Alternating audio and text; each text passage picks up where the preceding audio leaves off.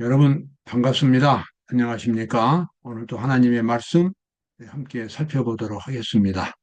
오늘은 열린 문이라는 제목으로 준비했습니다.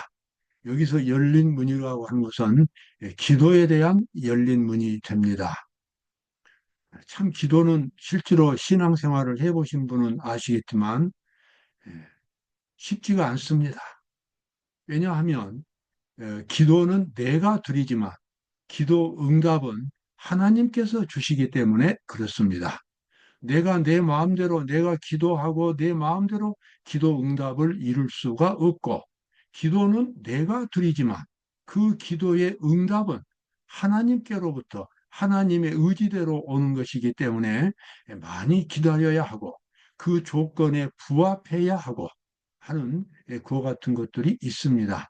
그래서 이 기도는 성경에 또 굉장히 쉽게 단순하게, 그리고 그 약속들이 많이 나와 있지만 실제로 신앙생활에서는 그렇게 단순하지가 않다는 것을 우리는 경험을 통해서 알고 있습니다.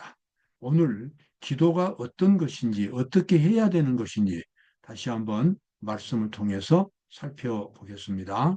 하늘에 열린 문이 있다. 그 성경입니다. 요한계시록 4장 1절에 보면, 이 일 후에 내가 보니 하늘에 열린 문이 있는데 내가 들은 바 처음에 내게 말하던 나팔 소리 같은 그 음성이 가로되 이리로 올라오라.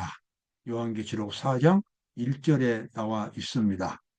요한계시록 1장부터 3장까지는 예수님이 사도 요한에게 일곱 교회의 모습을 보여주시고, 그리고 하늘 궁정의 모습을 보여주셨습니다.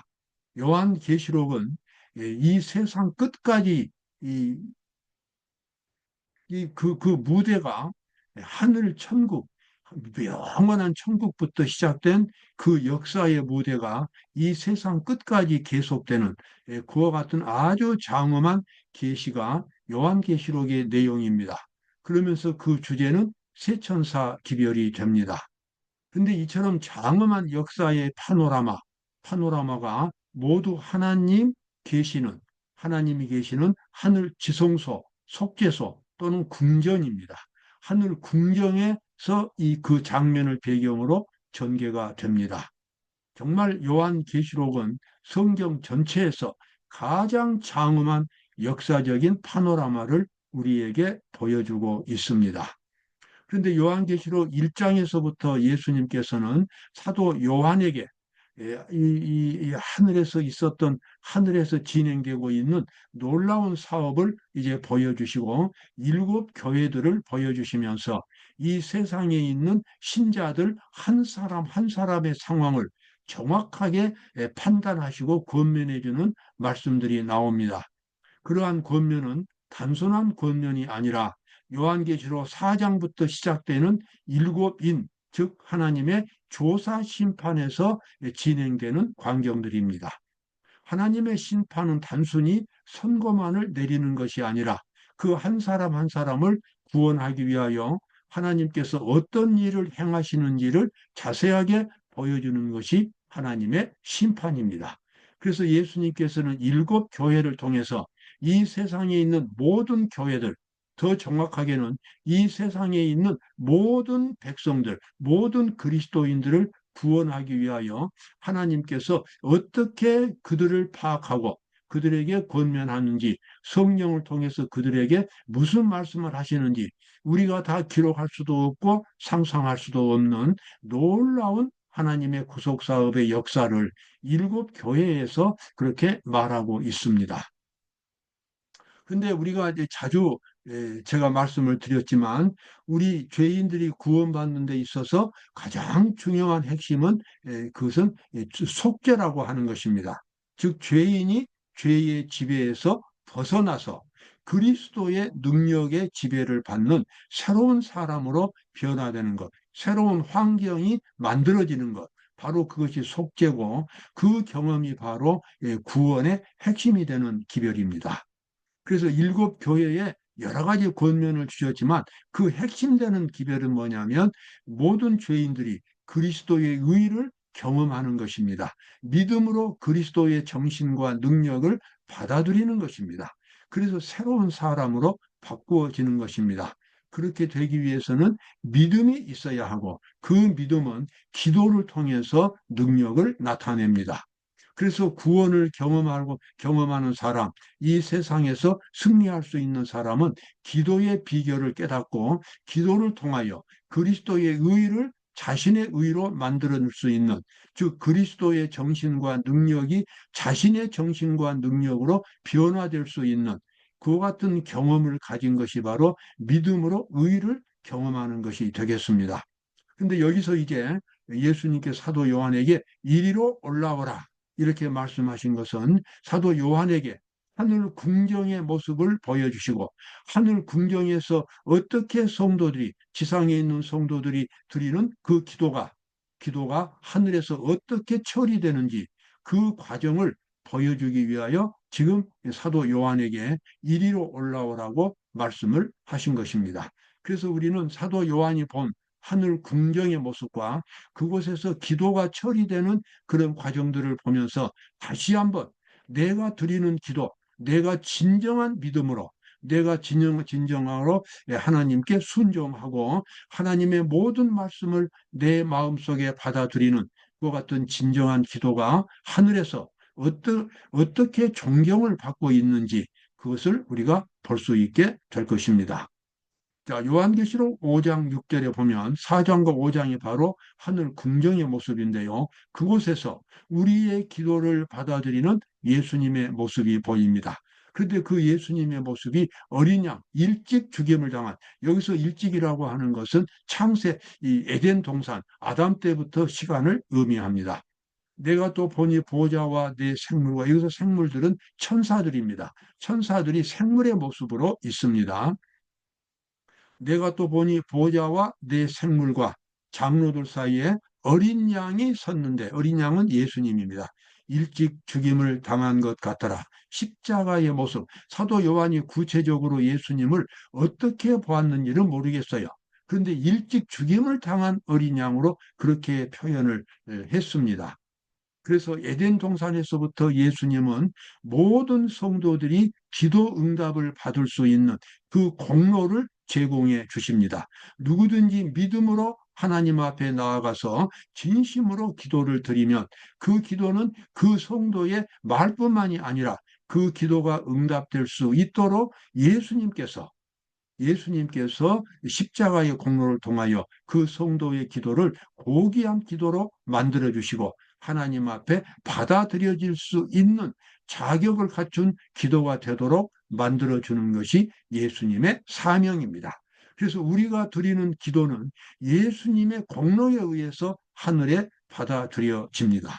그래서 예수님은 그렇게 가르쳐 주셨죠. 기도할 때는 예수의 이름으로 기도하라고. 그래서 우리는 기도할 때 항상 마지막에는 예수님의 이름으로 기도를 마칩니다. 바로 그와 같은 보증이 예수님의 공로이기 때문에 그렇습니다. 그런데 이 기도의 현장, 성도들의 기도가 받아들여지는 하늘 궁정, 그 속죄소에서는 어린 양이 일찍 죽임을 당하시는 모습으로 그렇게 서 있습니다. 그것은 이 기도에 대한 응답이 예수님의 십자가라는 것을 우리에게 말해주고 있습니다. 자, 요한계시록 5장 8절에 나와 있는 말씀입니다. 24 장로들이 천사들 외에 24 장로들, 인간들이, 사람들이 하늘 궁정에 있어요. 이 사람들은 명확하게는 성경에 나와 있지 않지만 예수님께서 승천하실 때에 구약에 살았던 신실한 사람들 중에서 일부가 그때 특별히 부활을 했습니다. 부활해가지고 예수님과 함께 하늘에 올라가는 그와 같은 장면이 있는데 바로 그분들이 여기 하나님 보좌 앞에서 왕관을 쓰고 앉아서 심판을 집행하는 24 장로들로 그렇게 되었을 것이라고 우리는 그렇게 충분히 믿을 수가 있겠습니다. 24 장로들이 어린 양 앞에 엎드려, 어린 양은 예수님이죠. 어린 양 앞에 엎드려 각각 검은 거와 향이 가득한 금 대접을 가졌으니 이 향은 성도의 기도들이라. 참 여기 장엄한 모습이 나옵니다. 지상에서 드린 성도들의 기도가 하나님 앞에서는 장로들이 들고 금 대접을 가졌는데 그 대접이 얼마나 큰지는 모르겠어요. 그런데 그 일곱 대접 안에 그 24장로들이 24개의 금 대접 속에 성도들의 기도가 그 안에 들어있다고 하는 것입니다. 우리가 드리는 진정한 기도, 우리가 드리는 간절한 기도, 우리가 드리는 하나님의 말씀에 순종하는 회개한 입장에서 드리는 그 기도가 하나님 보좌 앞에서 이렇게 소중하게 취급을 받고 있다는 사실을 우리는 이 계시의 말씀들을 통해서 충분하게 확신할 수가 있습니다. 여러분, 우리는 기도에 자신감을 가질 수 있습니다. 우리는 기도를 드리고 그 기도가 응답된다는 것을 확신할 수 있습니다. 내가 기다린다면, 내가 기도의 조건에 맞게 기도를 드렸다면 그 기도는 반드시 응답이 되겠습니다. 초기문집 252쪽에서도 화입부인은 기도가 어떻게 응답이 받아들여지는가를 계시로 보았습니다. 덮는 그룹 사이에는 금 향단이 있었는데 믿음으로 드린 성도들의 기도가 예수께 상달되고 그가 그 기도를 아버지께 드리자 향단에서 구름 같은 오색 찬란한 향연이 피어 올랐다. 참 여러분과 제가 드리는 기도가 이렇게 하늘에서 소중하게 처리가 되고 응답이 된다는 사실을 우리가 알 수 있습니다. 그래서 우리는 진정으로 기도를 드린 후에는 그 기도가 응답된다는 것을 확신할 수 있고 그때까지 계속해서 기도를 드리면서 기다릴 수 있습니다. 응답을 기다릴 수 있습니다. 왜냐하면 하늘에서 소중하게 처리가 되었고 이제 그 기도가 가장 적당한 시간에 가장 적당한 방법으로 응답이 올 것이기 때문에 그렇습니다. 열려있는 기도의 문입니다. 주께서는 그대가 그분의 자비를 갈망하고 그분의 권고를 바라며 그분의 사랑을 열망하는 것 외에는 아무 조건도 붙이지 않습니다. 자, 기도할 때에 그분의 자비를 갈망하고 그분의 권고를 바라보며 그분의 사랑을 열망하는 것 외에 이것은 아주 절박한 마음으로 기도를 드리는 것을 의미합니다. 여기에는 나와 있지 않지만 갈망하고 바라고 열망하는 것은 진실한 기도를 의미합니다. 여러분, 진실한 기도는 무엇입니까? 마음을 하나님께 드리는 기도입니다. 죄인인 자기가 진정으로 하나님 앞에 회개하고 믿음으로 예수님을 붙잡는 것입니다. 그 말씀 속에는 하나님의 모든 말씀에 대한 순종이 표현은 안 돼 있지만 순종한다는 자세가 기본으로 깔려 있습니다. 예수님이 그렇게 말씀하셨죠. 너희가 내 안에 거하고 내 말이 너희 안에 거하면 무엇이든지 원하는 대로 구하라. 그리하면 이루리라. 그래서 우리가 기도를 하든지 영혼 구원을 하든지 자녀 교육을 하든지 교회 사업을 하든지 모든 우리의 신앙 생활에서 그 기초가 되는 것은 그리스도의 의입니다. 그리스도의 생명과 정신이 우리의 마음의 기초가 되어야 합니다. 그리고 그리스도의 마음과 의는 바로 우리의 간절한 기도, 우리의 간절한 믿음에 의해서 그것이 이루어집니다. 그래서 우리는 늘 믿음으로 예수 그리스도를 받아들이고 하나님의 모든 말씀에 내가 일치되는 경험, 내가 순종하는 경험을 하나님 앞에서 확인을 해야 되는 것입니다. 바로 그것이 하나님 앞에 거룩한 기도가 되겠습니다. 구하라. 하나님의 축복뿐 아니라 하나님 자신을 구하라는 말이 여기 있습니다. 너는 하나님과 화목하고 평안하라. 그리하면 복이 내게 이 말이라. 하나님 무엇을 주십시오? 재정적인 문제, 건강 같은 것도 많이 우리가 기도의 제목으로 사용할 수 있습니다. 그런데 여기 특별히 하나님 자신을 구하라. 하나님의 마음을 구하라. 하나님이 마음속에 들어오시도록 기도하라. 내가 하나님 안에 있도록 기도하라. 바로 그것을 여기서 강조하고 있습니다. 그래서 하나님과 화목하는 것입니다. 그것이 가장 중요한 기도가 되겠습니다. 내가 나의 뜻이 하나님의 뜻과 일치되는 것, 바로 그것이 응답받은 기도의 가장 기본적인 조건이 되겠습니다. 그 이야기를 저는 아주 조심스럽게 합니다. 그러면 회개하고 모든 것을 다 하고 나서야 하나님 앞에 나아가는가? 그렇지 않습니다. 우리는 있는 그대로 우리 자신 스스로 아무것도 할 수 없기 때문에 예수님께 있는 그대로 나가서 우리 자신을 하나님께 맡기는 것입니다. 있는 그대로 나가서 하나님의 용서를 받고 그 다음에 내가 하나님의 뜻에 순종하겠다고 하는 것을 하나님 앞에 약속할 수 있어야 됩니다. 그래서 새로운 사람으로 변화될 수 있는 것입니다. 바로 그래서 기도는 가장 기쁜 시간, 가장 행복한 시간, 가장 영감으로 넘치는 그런 축복된 시간이 기도의 시간입니다. 그분은 하나님을 찾는 자들이 하나님을 모든 것을 하실 수 있는 분으로 믿기를 바라신다. 그래서 구하는 이마다 구하는 이마다 얻을 것이요 두드리는 이에게 열릴 것이니라고 구원하십니다. 그렇습니다. 하나님은 우리가 기도에 대한 확신을 갖기를 원하십니다. 그저 애매모호하게 기도하고 나중에는 그 기도를 또 잊어버리고 이렇게 형식적인 기도, 이것은 하나님 앞에 별로 존경을 받을 수 없는 기도입니다. 여기 나와 있는 대로 하나님은 내가 진심으로 구하는 모든 것을 하실 수 있다는 것을 확신을 가지고 그분을 붙잡는 것입니다. 그분을 찾고 또 찾는 것입니다. 그분을 향하여 부르짖는 것입니다. 응답되지 않으면 정말 내가 망할 것처럼 그 아주 간절한 마음으로 하나님을 찾을 때에 주님은 우리의 그 간절한 기도를 응답해 주시는 것입니다. 그리스도와 같은 완전한 품성을 이루기 위하여 우리가 받을 수 있는 가장 큰 축복은 뭡니까? 예수님의 형상으로 우리의 인격이 변화되는 것입니다. 우리의 정신 속에 예수님의 능력이 나타나는 것입니다. 예수님의 모습이 나타나는 것입니다.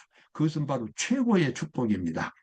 그리스도와 같은 완전한 품성을 이루기 위하여 필요한 축복을 구할 때 주께서는 그대가 반드시 이행될 약속을 따라 구하고 있다는 사실을 보증해 주십니다. 특별히 기도 중에서도 정말 그리스도와 같은 모습으로 변화되기 위하여 그 그리스도와 같은 모습은 뭡니까? 산상보훈에 나와 있는 대로 그리스도의 거룩한 사랑의 정신을 가질 수 있는 그와 같은 인격입니다. 그것을 구할 때 하나님, 내가 원수를 정말 용서할 수가 없습니다. 나에게 재정적인 큰 피해를 준 사람을 내가 용서할 수 없습니다. 이렇게 그 마음을 고백하면서 내가 그를 용서할 수 있도록 도와주십시오. 내가 그의 어려운 사정에 따라서 내가 손해를 보더라도 그에게 너그러운 마음을 가질 수 있도록 도와주십시오. 이렇게 기도할 때 그것이 바로 예수님의 정신입니다. 완전한 품성입니다. 그러한 품성을 우리가 위해서 기도할 때에 예수님께서는 반드시 이루어 주실 수 있는 그러한 기도를 우리가 드리고 있다는 사실을 화이트부인은 여기서 강조하고 있습니다. 여러분, 기도는 영생을 여는 열쇠가 됩니다. 천국의 문도 열 수 있습니다. 우리 기도는 무한한 가능성을 가진 하나님이 주신 열쇠입니다.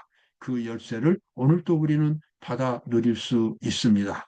우리 마음속에 진정으로 간절한 소원이 있다면 그 소원 중에서도 예수님의 형상으로 우리의 인격이 바꿔지기를 갈망하는, 그리고 형제들의 구원을 위해서 갈망하는 그와 같은 믿음이라면 그 기도는 하늘에서 아주 소중하게 처리가 되고 반드시 응답이 오겠습니다.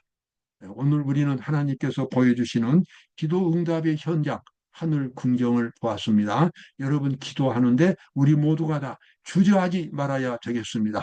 확신을 가지고 기도해야 되겠고, 진정한 기도가 되도록 노력해야 하겠고, 그리고 기도를 한 뒤에는 기도가 응답되었다고 하는 것을 기다릴 수 있는 확신을 가질 수 있어야만 되겠습니다. 오늘도 기쁨이 넘치는 하루가 되시기를 바랍니다. 감사합니다.